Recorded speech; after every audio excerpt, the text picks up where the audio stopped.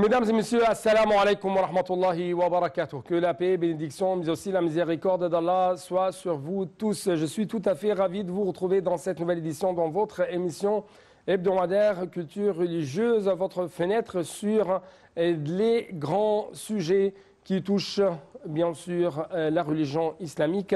Aujourd'hui, si je peux dire, nous allons jeter un coup d'œil sur un sujet très important, un sujet qui touche chaque musulman, chaque musulmane. Donc il s'agit de la vie conjugale. Il s'agit de cette relation entre mari et épouse.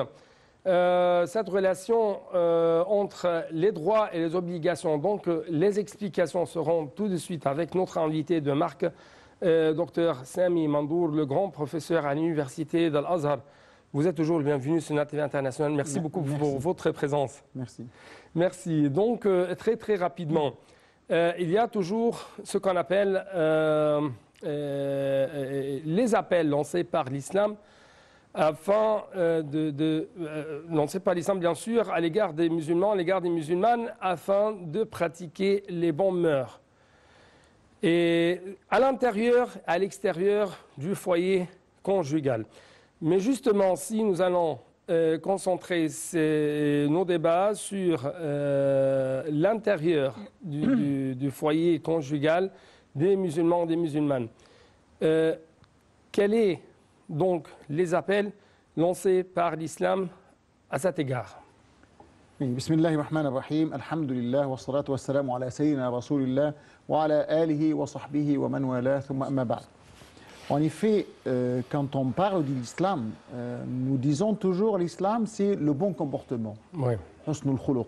C'est-à-dire, le musulman doit avoir un bon comportement, une bonne attitude dans toutes les situations et dans tous ses états. C'est-à-dire, quand il marche, même quand il dort, quand il est chez lui, quand il est dans son travail, c'est-à-dire partout, il doit avoir un bon comportement en tant que musulman. Donc, s'il adopte ce bon comportement, il devient en effet un vrai musulman, puisque le vrai musulman, c'est celui qui prend l'exemple du prophète Mohammed sallallahu alayhi wa sallam, qui prend le prophète comme exemple à suivre, puisque pour nous, en tant que musulmans, vous avez dans le prophète Mohammed sallallahu alayhi wa sallam un exemple à suivre, donc le Coran le dit. Et donc, même le prophète le dit plusieurs fois aussi, en disant aux musulmans de le suivre dans tous les cas. Étape par étape, nous devons suivre le prophète Mohammed sallallahu alayhi wa sallam. Donc, nous, en tant que musulmans, il y a plusieurs dimensions de notre relation dans la société. On parle de la vie sociale, pas uniquement de la vie conjugale, puisque la vie conjugale, ça fait partie de la vie sociale en général. Puisque la société, la grande société, est constituée de plusieurs familles.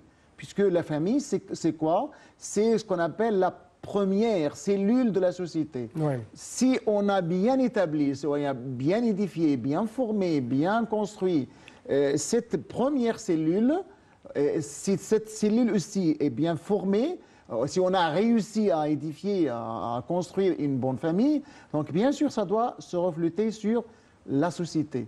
Donc, pour réaliser la paix sociale, bien, la paix sociétale, vous devez aussi réaliser tout d'abord la paix familiale, c'est-à-dire la paix à l'intérieur de la famille. Donc, la question qu'on doit poser en tant que musulman, comment réaliser une certaine paix familiale, conjugale, si je peux dire, puisque quand on dit sociale, familiale et conjugale, parce que vous avez plusieurs dimensions.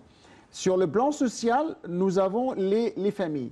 Et à l'intérieur de la famille, vous avez plusieurs dimensions aussi, puisque vous avez relation entre homme-femme, mari et épouse, comme vous l'avez déjà dit. Deuxième, entre père, mère et enfant. Et donc, vous avez cette multiplicité de relations que nous devons mettre en considération pour avoir une bonne famille et une bonne société. Donc, comment ça commence? Comment ça démarre? Donc, pour avoir une bonne famille, pour construire une bonne famille, donc nous devons essayé de prendre certaines procédures. Le premier procédé que nous devons adopter, c'est le choix même de conjoint. Vous avez, en tant que... le partenaire. Le partenaire, c'est-à-dire le mari ou l'épouse. Puisque c'est la femme, la fille choisit un jeune homme et le jeune homme choisit une jeune fille. Donc c'est le début même de la construction de la famille. Donc c'est le début. Puisque si on a bien choisi notre conjoint, notre partenaire de cette vie, donc la deuxième étape sera plus facile. Donc l'étape la plus difficile, c'est celle du choix de couple, le choix à l'intérieur du couple. Plutôt, ce n'est pas seulement le choix de l'épouse, le choix de mari, mais plutôt c'est le choix de la famille même. Mais là, parce vous que avez des critères. Le prophète, sallallahu alayhi wa sallam, que la bénédiction d'Allah soit sur lui, a dit « Takhayyaru li nutafikum ». Oui, c'est ça, exactement. Ouais. Mais pour cette raison, nous avons dit, il y a des critères. Parmi les critères, il y a le critère de la famille. C'est-à-dire, vous avez le hadith du prophète Mohammed sallallahu alayhi wa sallam. « Tunkahu al-mar'atu li arba ». C'est si on est en train de se marier. Donc là, dans ce cas, nous pensons à choisir une femme, choisir une jeune fille, demander la main d'une jeune fille. Donc là, dans ce cas, quelles sont les considérations, quels sont les critères pour nous en tant que jeune homme? Comment il pense à une jeune fille? Est-ce que c'est uniquement la beauté qui le pousse à se marier avec une jeune fille?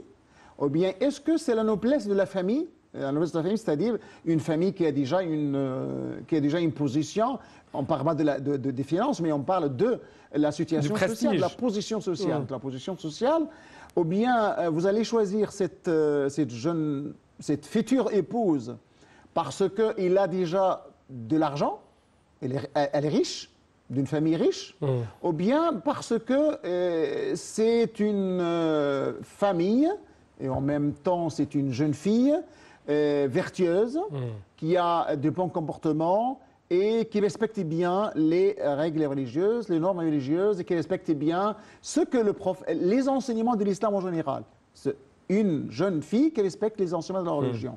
Donc là, vous avez ces différents critères.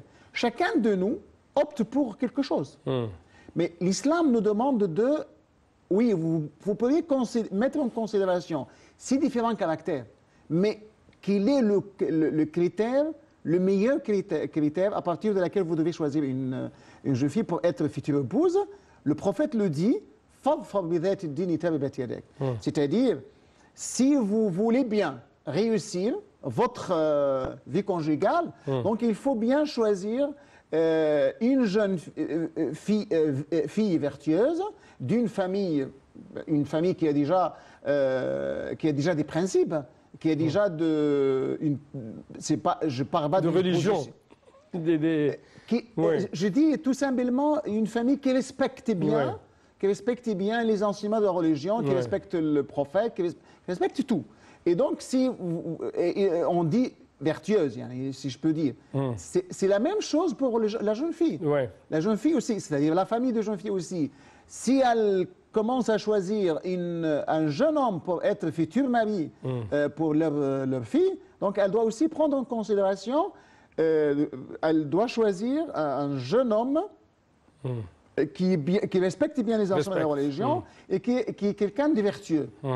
Pourquoi on choisit une jeune fille vertueuse ou bien un jeune homme vertueux? C'est parce que si on a choisi un tel homme ou bien une telle jeune fille, un tel jeune homme et une telle jeune fille, ça aide à avoir une bonne famille, une meilleure famille, puisque les deux, l'un et l'autre, connaissent bien, comprennent bien les enseignements de la religion, connaissent bien et assimilent bien les obligations, que nous allons parler plus tard, les obligations et le droit de chacun, c'est-à-dire le jeune homme comprend mieux les obligations qu'il doit envers son futur épouse, et elle aussi, elle comprend mieux les obligations qu'elle doit envers son mari, et donc il y a les deux à la fois. Le Coran nous dit وَلَهُنَّ مِثْلُ الَّذِي عَلَيْهِنَّ بِالْمَعْرُوفِ.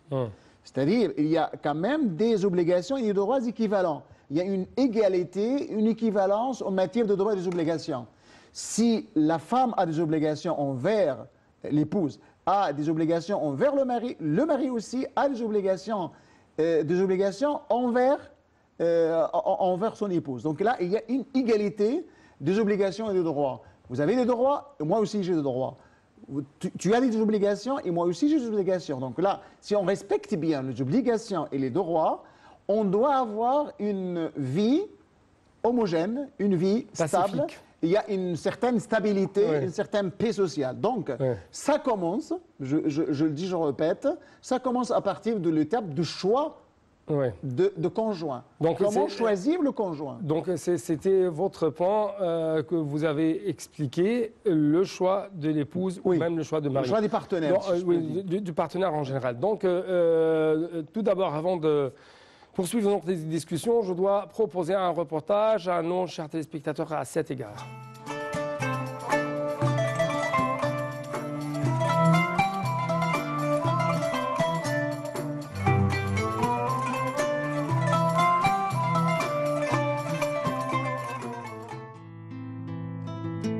L'islam est venu avec la justice et accordé à l'homme et à la femme, chacun son juste droit. Si les gens œuvraient conformément aux règles de la religion, il y aurait une félicité, un bonheur et l'amour entre les époux durerait. Certes, Allah a fait que la relation entre époux soit fondée sur l'affection, la tendresse, la sérénité et la miséricorde, pour que chacun des deux époux trouve un réconfort auprès de l'autre. Allah dit dans le Saint-Coran, parmi les signes que Allah vous a donnés, ce qu'il vous a créé des épouses, pour que vous trouviez du réconfort auprès d'elles, et il a fait qu'il y ait entre vous affection et miséricorde. La vie de couple se maintient et les deux époux sont heureux quand chacun connaîtrait ce qui lui incombe envers l'autre, et que chacun des deux accomplisse ce qui lui incombe envers lui. Lors de son pèlerinage, le messager d'Allah a fortement incité d'agir avec bienfaisance avec les femmes. Il a dit « Faites preuve de piété envers Allah concernant les femmes, car certes, elles vous sont devenues licites par la loi d'Allah. » Et il a dit « Recommandez-vous d'agir en bien envers les femmes. » Et parmi les paroles éminentes rapportées du messager d'Allah au sujet du bon agissement avec les épouses, il a dit « Parmi les meilleurs d'entre vous sont ceux qui agissent en bien envers les femmes. » Et il a dit « Les meilleurs croyants sont ceux qui ont un bon comportement et le meilleur d'entre eux sont ceux qui agissent les mieux avec leurs femmes. »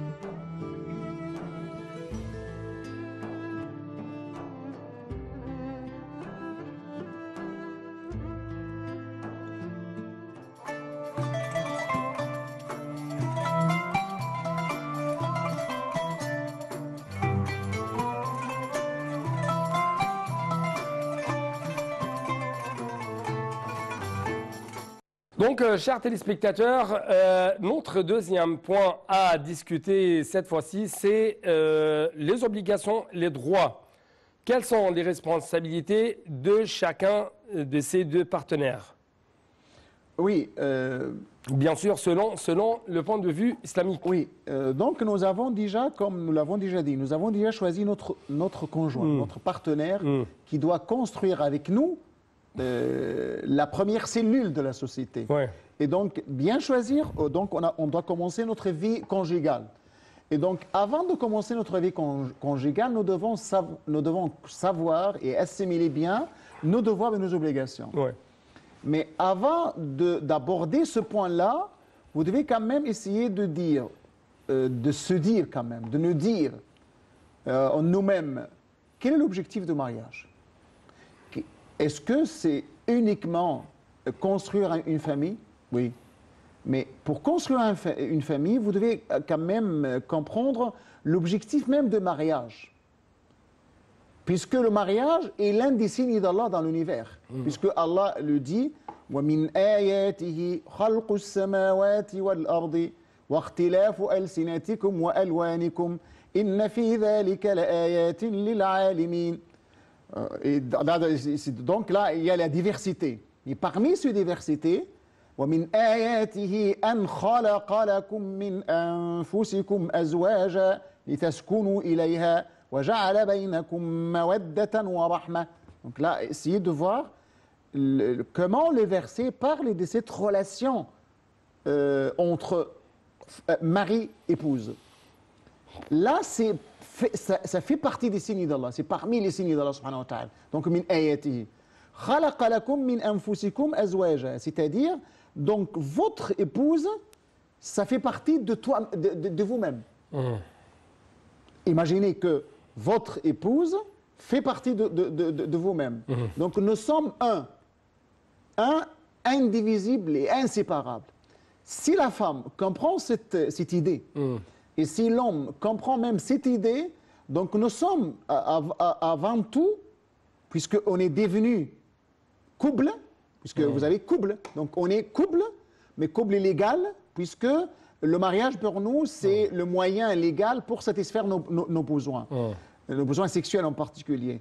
Et donc pour construire une vie familiale, si je peux dire quand même. Et donc si vous avez bien compris cette idée de l'union, vous avez quand même, vous parlez de certains écrivains, certains auteurs qui ont qualifié ce lien entre mari et épouse de sacré. Lien sacré. Vous avez, je pense, si je me rappelle bien, Tawfiq al-Hakim qui a écrit Rabat al-Muqaddas.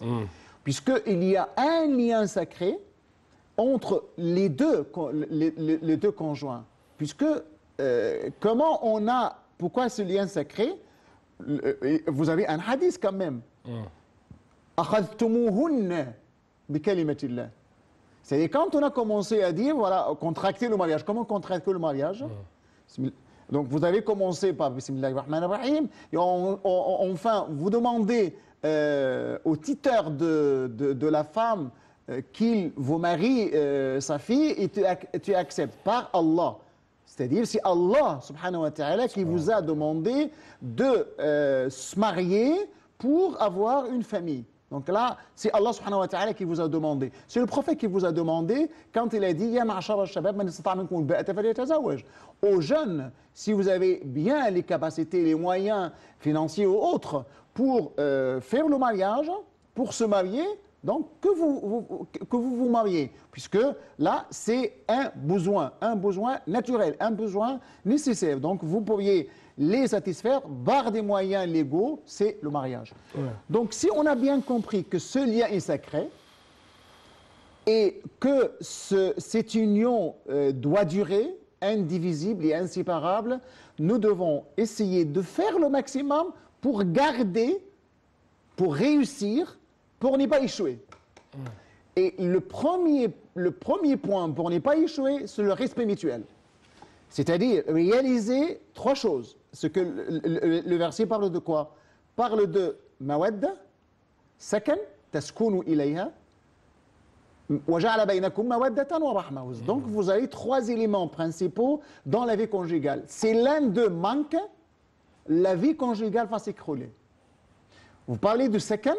Donc là, la sérénité, la sérénité ou c'est plutôt un certain repos, une certaine sérénité, si je veux dire quand même, une certaine quiétude, du calme et de l'affection, de l'amour, tout ça. Tout ça, on peut le trouver. Le Coran ne parle pas de hubb, ne dit pas de l'amour. وَجَعَلَ بَيْنَكُمْ مَوَدَّةً وَحُبًّا مَوَدَّةً وَرَحْمَةً. Pourquoi ces termes coraniques en particulier? Parce que le mot mawadda, c'est plus général, c'est plus profond et plus raffiné que le mot amour. Inna alladhina amanu wa amilu s-salihati sayaj'aluhum ar-rahmanu wudda. C'est pas hubb. Puisque le mot affection, c'est plus qu'amour. Puisque le mot affection contient en elle-même le sens de l'amour, le sens du respect, le sens de la vénération, le sens de la tendresse. D'une grande valeur. Le sens de la compassion. Raison pour laquelle le deuxième terme coranique, c'est quoi? Mawaddatan wa rahma. Wa rahma, miséricorde. Miséricorde, compassion, tendresse, tout ça. Pourquoi rahma? Parce que normalement, on le sait tous, dans la vie conjugale, il y a toujours des problèmes. Il y a toujours des problèmes. Qui peut imaginer que deux conjoints vivent toujours sans aucun problème.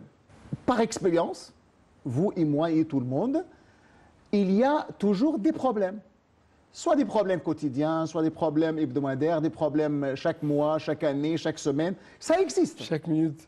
Chaque minute, quelquefois. C'est difficile quand même. C'est difficile quand même, puisque ça rend la vie dure et impossible. Ouais. Et donc là, dans ce cas-là, il y aura d'autres choses. Mais de toute façon, il y a toujours des problèmes. Et donc, s'il y a des problèmes, donc on doit agir. Comment? Comment agir pour résoudre ce problème? S'il n'y a pas de miséricorde, s'il n'y a pas de compassion, les problèmes doivent s'aggraver. Ouais. Raison pour laquelle vous avez un hadith très important du prophète Mohammed sallallahu alayhi wa sallam. Puisqu'il y a toujours le problème. Puisque l'homme, quelquefois, ou la femme aussi, peut... tu souris, donc il y a quelque chose quand même.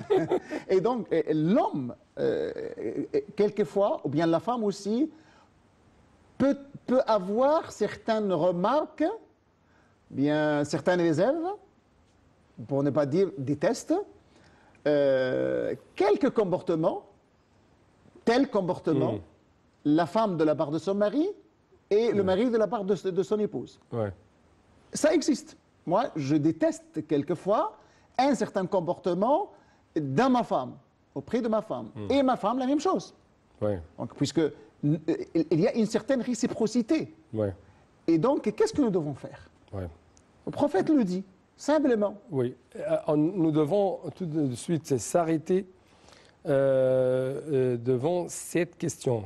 Qu'est-ce que notre prophète a dit à propos d'un comportement que je déteste à l'égard de mon partenaire? Ou le contraire. Ou le contraire. Donc, c'est ce qu'on va savoir, mais je dois vous donner une toute petite pause en visitant une mosquée monumentale.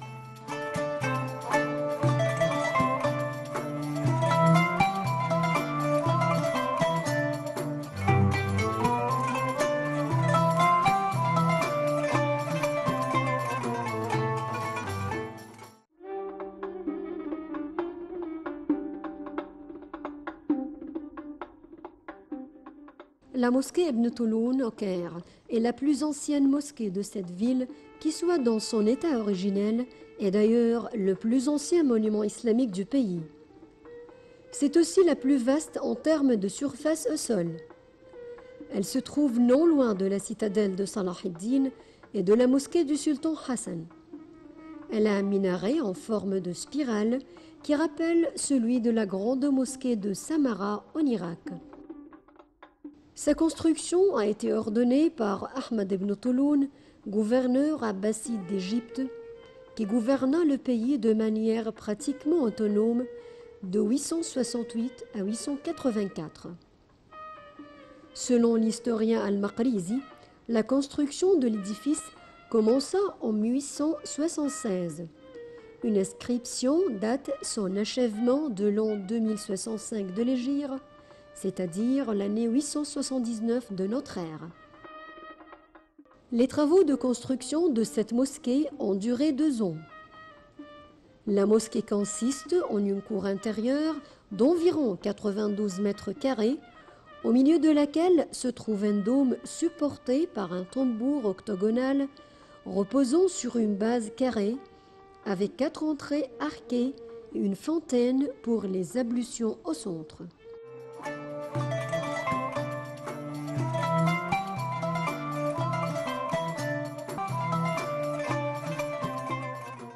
Donc, chers téléspectateurs, bien sûr, nous attendons tous la réponse du prophète à propos d'une question très vitale, très importante qui touche chaque foyer conjugal. Qu'est-ce que je peux faire à l'égard d'un comportement que je déteste, bien sûr, dans le comportement de mon mari ou de l'épouse ou quelque chose comme ça. Donc, le prophète a dit quoi? Oui, le hadith du prophète sallallahu alayhi wa sallam est tout à fait clair à ce propos pour dire nous sommes un couple. Et nous avons déjà, chacun a ses traits caractéristiques propres à lui. Et nous avons des points positifs et des points négatifs. Ouais. Si j'ai pris en considération uniquement les points négatifs, donc la vie ne va jamais durer. Ouais. Mais pour bien vivre, pour bien continuer notre vie, nous devons prendre en considération les points positifs ou le point négatif à la fois. Donc qu'est-ce que le prophète dit? Je dois donc vous remercier infiniment. Je vous en prie. Merci beaucoup. Merci, chers téléspectateurs, pour votre attention, votre fidélité. Assalamu alaikum wa rahmatullahi wa barakatuh.